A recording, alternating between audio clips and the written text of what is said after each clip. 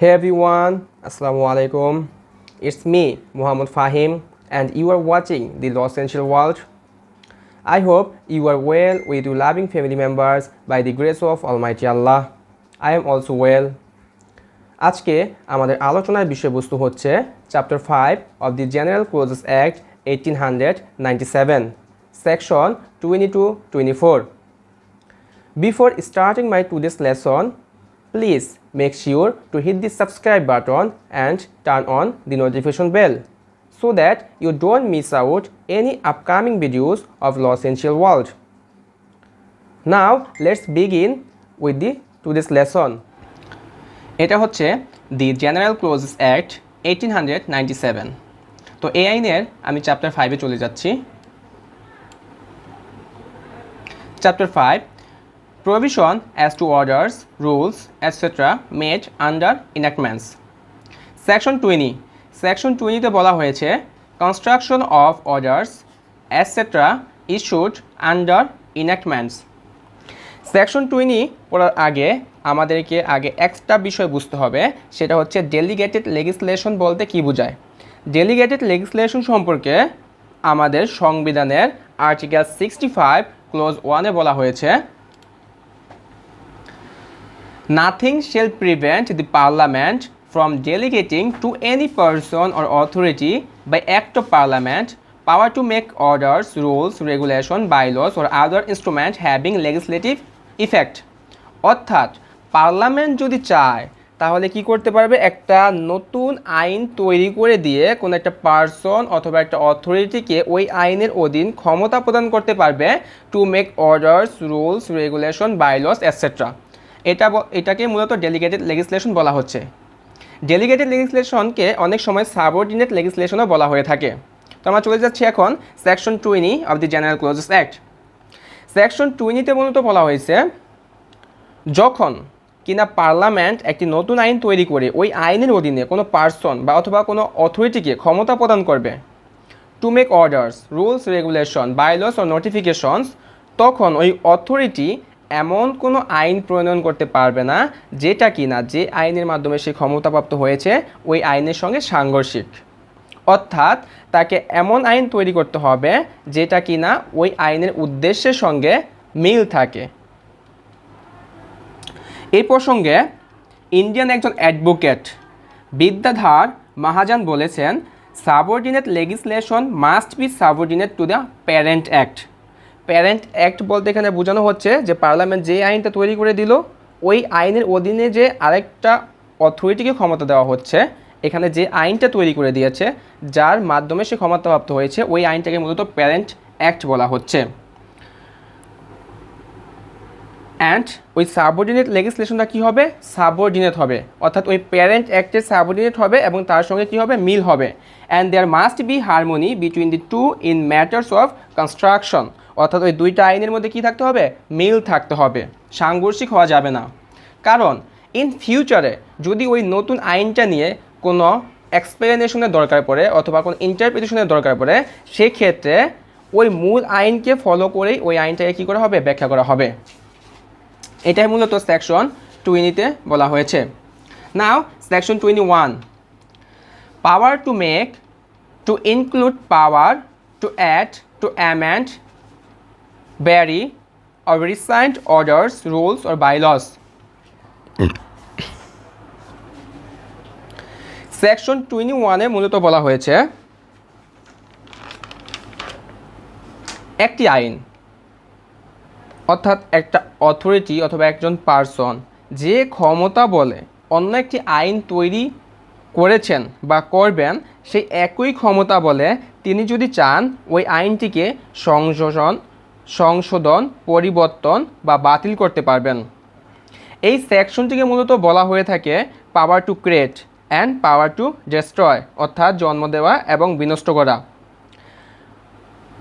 একদম সহজ ভাষায় এই যে পার্লামেন্ট যে একটা আইন তৈরি করে দিচ্ছে অ্যান্ড ওই আইনের অধীনে একটা অথরিটিকে ক্ষমতা দিচ্ছে যে ভাই, ফর এক্সাম্পল এখানে আইন, বিচার ও সংসদ বিষয়ক মন্ত্রণালয়কে ক্ষমতা দিল যে ভাই আপনাদের কার্যক্রম পরিচালনা করার জন্য যে সকল রুলস বা রেগুলেশন প্রয়োজন আপনারা কী করবেন, প্রণয়ন করে নেবেন। কিন্তু এটা অবশ্যই কী করতে হবে, আমি যে আইনটা করে দিলাম এই আইনের সঙ্গে মিল রেখে করতে হবে, এর বাইরে যাওয়া যাবে না, এটার সঙ্গে সাংঘর্ষিক হওয়া যাবে না। অ্যান্ড সেই একই ক্ষমতা বলে সে যে আইনটা তৈরি করতেছেন সে আইনটা সে কি চাইলে বাতিল করতে পারবে, সংযোজন করতে পারবে, সংশোধন করতে পারবে অথবা পরিবর্তন করতে পারবে। এটাই মূলত সেকশন 21-এ বলা হয়েছে। এখানে আরেকটা বিষয় বলা হয়েছে, যদি ওই পার্সন বা অথরিটি যে আইনের মাধ্যমে ক্ষমতা পাচ্ছে ওই আইনে পাওয়ার প্রয়োগ করার ক্ষেত্রে অথবা অর্থাৎ ক্ষমতা প্রয়োগ করার ক্ষেত্রে যদি কোনো শর্তাবলী দেওয়া থাকে সেক্ষেত্রে ওই শর্তাবলী অবশ্যই অনুসরণ করতে হবে। এখন section 22, making of rules or bylaws and issuing of orders between passing and commencement of enactment। এখানে যে বিষয়টা নিয়ে আলোচনা করা হয়েছে সেটা হচ্ছে আইনসভা। ফর এক্সাম্পল, আমাদের পার্লামেন্ট একটা আইন পাশ করলো 2022 সালে 1 জানুয়ারি, কিন্তু এটা এখনও কি হয় না, কমেন্সমেন্টে আসেনি, আইনটা জাস্ট পাস হয়েছে। আইনটা কমেন্সমেন্টে আসবে 1 ডিসেম্বর 2022। এখন এই আইনটি যদি অন্য কোনো পার্সন বা অথরিটিকে ক্ষমতা প্রদান করে for making any rules, regulation, bylaws, notification etcetera, সে তার ক্ষমতা প্রয়োগ করতে পারবে না ততদিন পর্যন্ত যতদিন না সে যে আইনের মাধ্যমে ক্ষমতা পেয়েছে অর্থাৎ প্যারেন্ট ল, ওইটা কি হচ্ছে, কার্যকর হচ্ছে। অর্থাৎ এখানে এই আইনটা কখন কার্যকর হবে, 2022 সালের ডিসেম্বরে, 1 ডিসেম্বর এই আইনটা কার্যকর হবে। এই আইনটা কার্যকর হওয়ার পরে সে যে ক্ষমতাপ্রাপ্ত হয়েছে ওই আইনের মাধ্যমে যে কোনো দিন সে চাইলে তার ক্ষমতা প্রয়োগ করতে পারবে, কিন্তু যতদিন না কার্যকর হচ্ছে ওই আইনটা ততদিন পর্যন্ত তার ক্ষমতা এখানে কার্যকর করতে পারবে না অথবা প্রয়োগ করতে পারবে না। এটাই মূলত সেকশন 22-তে বলা হয়েছে। এখন section 23, provisions applicable to making of rules or bylaws after previous publication। এই সেকশনে যাওয়ার আগে আমাদেরকে বুঝতে হবে প্রিভিয়াস পাবলিকেশন মানে কি। প্রিভিয়াস পাবলিকেশন মানে হচ্ছে কোনো একটি আইন যদি অন্য কোনো আইনের ওপর প্রভাব ফেলে তাহলে যে আইনের উপর প্রভাব ফেলছে অথবা যে পার্সন বা অথরিটির উপর এই আইনটা প্রভাব ফেলবে তাদেরকে আগে থেকেই জানানো। অর্থাৎ আমি একটা আইন তৈরি করতে যাচ্ছি, এখন এই আইনটা কোন পার্সন, কোন অথরিটি অথবা কোন আইনের উপর প্রভাব ফেলতে পারে এটা সম্পর্কে তাদেরকে আগে থেকেই জানিয়ে দেওয়া, এটাই হচ্ছে মূলত প্রিভিয়াস পাবলিকেশন। সেকশন 23-তে মূলত যে বিষয়গুলো সম্পর্কে বলা হয়েছে তা হচ্ছে এই যে পার্লামেন্ট একটা আইন তৈরি করে দিচ্ছে, ওই আইনের মাধ্যমে একটা পার্সন বা একটা অথরিটিকে কী করছে, পাওয়ার ডেলিগেট করছে যে তোমাদের প্রয়োজনে তোমরা তোমাদের মতো করে rules, regulation, bylaws, notification etcetera তৈরি করে নাও। তখন ওই অথরিটি অথবা পার্সন কি কি স্টেপ ফলো করে ওই আইনগুলো তৈরি করবে সেটা নিয়ে মূলত সেকশন 23 ডিল করে। সাবসেকশন 1-এ বলা হয়েছে যে কোনো পার্সন অথবা অথরিটি যারা কিনা একটি আইনের মাধ্যমে ক্ষমতাপ্রাপ্ত হয়েছেন কোনো আইন তৈরি করার জন্য, তারা একটি আইন তৈরি করার আগে উক্ত আইনের একটি খসড়া তৈরি করবেন এবং এই খসড়াটি অবশ্যই কী করবেন, প্রকাশ করবেন। এখানে এই আইনের খসড়াটি প্রকাশ করার কারণ হলো এই আইনটি যে অথরিটি অথবা পার্সন অথবা যে আইনের উপর ইফেক্ট ফেলবে তারা যেন আগে থেকেই এই আইনটি সম্পর্কে জানতে পারে। এটাই মূলত সাবসেকশন 1-এ বলা হয়েছে। সাবসেকশন 2-তে বলা হয়েছে যে অথরিটি এই খসড়াটি তৈরি করছে তার সুবিধা মতোই যে কোনো একটা সময়ে এই খসড়াটি প্রকাশ করতে পারবেন, কিন্তু যদি এখানে সরকারের কোনো নীতিমালা থাকে বা রুলস রেগুলেশন থাকে তাহলে ওই আইনের খসড়াটি প্রকাশ করার ক্ষেত্রে সরকারি রুলস রেগুলেশন অবশ্যই অনুসরণ করতে হবে। সাবসেকশন 3-তে মূলত বলা হয়েছে খসড়ার সঙ্গে একটি নোটিশ প্রদান করতে হবে, যে নোটিশে একটি তারিখ দেওয়া থাকবে যে যদি কারো এই আইন সম্পর্কিত অর্থাৎ যে খসড়াটা প্রকাশ করা হয়েছে এই আইন সম্পর্কিত যদি কারো অভিযোগ থাকে অথবা পরামর্শ থাকে তাহলে তা অবশ্যই উক্ত তারিখের মধ্যে অভিযোগ করতে হবে কনসার্ন অথরিটির কাছে। এই তারিখের পরে যদি কোনো অভিযোগ করা হয় তাহলে কনসার্ন অথরিটি অভিযোগটি গ্রহণ করবেন না অথবা বিবেচনা করবেন না। সাবসেকশন 4, সাবসেকশন 4-এ মূলত বলা হয়েছে যে কনসার্ন অথরিটি যদি মনে করেন যে একটা অথরিটি যদি মনে করেন যে ভাই আমি তো আইনের খসড়াটি তৈরি করলাম, খসড়াটি প্রকাশও করে দিলাম যাতে সবাই জানতে পারে, কিছুদিন পর আইনটি পার্লামেন্ট কর্তৃক পাশ হয়ে যাবে, কিন্তু এই আইনটি বাস্তবায়ন করার ক্ষেত্রে কোনো পার্সন বা অথরিটির অনুমতি প্রয়োজন হতে পারে অথবা অনুমতি লাগবে। সেই ক্ষেত্রে ওই পার্সন বা অথরিটির ওই আইন সম্পর্কিত যদি কোনো পরামর্শ থাকে অথবা অভিযোগ থাকে তাহলে তা উক্ত অথরিটিকে জানাবেন অ্যান্ড উক্ত অথরিটি অবশ্যই এটা বিবেচনা করে দেখবেন। এটাই মূলত সাবসেকশন 4-এ বলা হয়েছে। আমি যদি একটা সিম্পল উদাহরণ দেই, লাইক আমাদের আইন মন্ত্রণালয় একটা আইন তৈরি করলো যে আজ থেকে উপজেলা পর্যায়ে যদি কোনো বিল্ডিং তৈরি করতে হয় তাহলে ওই বিল্ডিংয়ের অ্যাপ্রুভাল নিতে হবে উপজেলা চেয়ারম্যানের কাছ থেকে। এখন এটা তো আইন মন্ত্রণালয় একটা আইনের খসড়া তৈরি করলো বা খসড়া পাশ করে দিল, এখন তো আইন প্রণয়ন মানে পাশ হয় না পার্লামেন্ট কর্তৃক। তো এখন এই উপজেলা চেয়ারম্যানের কী লাগবে, অনুমতি লাগবে এই আইনটি বাস্তবায়ন করার ক্ষেত্রে। এই উপজেলা চেয়ারম্যানের যদি এই আইন সম্পর্কিত কোনো অভিযোগ থাকে অথবা পরামর্শ থাকে তাহলে তিনি কী করবেন, এই কনসার্ন অথরিটিকে জানাবেন অ্যান্ড কনসার্ন অথরিটি অবশ্যই সেটা বিবেচনা করে দেখবেন।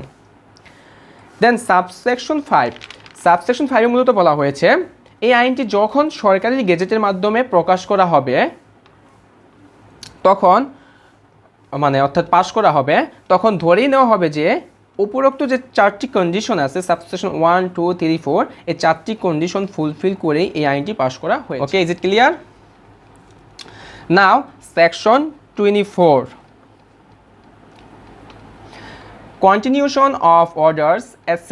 issued under enactments, repealed and reenactment।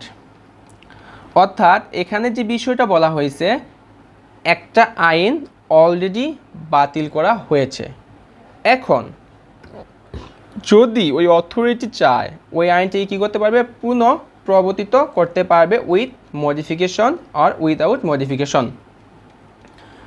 যদি উইদাউট মডিফিকেশন অর্থাৎ যে আইনটি বাতিল করেছিল সেই একই আইনটিকে কী করে পুনরায় কার্যকর করে অথবা প্রবর্তিত করে তাহলে কোনো সমস্যা নেই। বাট যদি উইথ মডিফিকেশন ওই আইনটাকে পুনরায় কার্যকর করা হয় তাহলে প্রিভিয়াস যে আইনটা ছিল ওই আইনের মাধ্যমে যদি কোনো কাজ সম্পাদন করা হয়ে থাকে এবং নতুন যে আইনটা করা হয়েছে এই আইনের মাধ্যমে যে কাজ ভবিষ্যতে সম্পাদন করা হবে এই দুইটার মধ্যে যদি কোনো কনফ্লিক্ট হয় তাহলে প্রিভিয়াস আইনের মাধ্যমে যে কাজ সম্পাদন করা হয়েছিল সেগুলো কী হয়ে যাবে, বাতিল হয়ে যাবে। ফর এক্সাম্পল, নারী ও শিশু নির্যাতন আইন 1995 এটা কিন্তু এখন বাতিল। আমাদের এখন কোনটা এক্সিস্ট করতেছে, নারী ও শিশু নির্যাতন আইন 2000। এখন এই যে 1995 সালের আইন আর 2000 সালের আইনের মধ্যে একটা গ্যাপ কত, 5 বছরের গ্যাপ। এখন এই 5 বছর এই নারী ও শিশু নির্যাতন আইনের অধীনে মামলা হয়েছে, কোনো মামলার নিষ্পত্তি হয়েছে, ট্রাইব্যুনাল প্রতিষ্ঠা করা হয়েছে, জাজ নিয়োগ দেওয়া হয়েছে, তারা কিন্তু এখনও আছে, এক্সিস্ট করে। এখন নারী ও শিশু নির্যাতন আইন 2000 এই আইনের মাধ্যমে ভবিষ্যতে অথবা এখন যে সমস্ত কার্যকলাপ অথবা ফাংশনস পারফর্ম করা হচ্ছে এই কার্যকলাপ অথবা ফাংশনসের সাথে যদি প্রিভিয়াস এই যে 5 বছরের যে কার্যকলাপ বা ফাংশনসগুলো পারফর্ম করা হয়েছিল এই দুইটার মধ্যে কোনো কনফ্লিক্ট বাদে তাহলে 1995 সালের আইনের যে বিধানগুলো ছিল সেগুলো বাতিল হয়ে যাবে অথবা ওই আইনের অধীনে যে কার্যকলাপ সম্পাদন করা হয়েছিল সেগুলো বাতিল হয়ে যাবে, নতুন আইনেরগুলা স্টে করবে। এটাই মূলত সেকশন 24-এ বলা হয়েছে। আশা করি আপনারা চ্যাপ্টার 5 সেকশন 20, 21, 22, 23, 24 বুঝতে পেরেছেন। তো এই ছিল আজকে আমার আলোচনা। If you have any questions regarding my today's lesson or any further queries, please let me know in the comment below.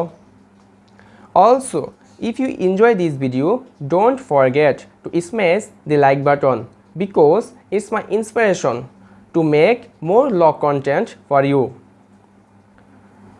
Have a beautiful day. See you next time. Assalamualaikum and tata.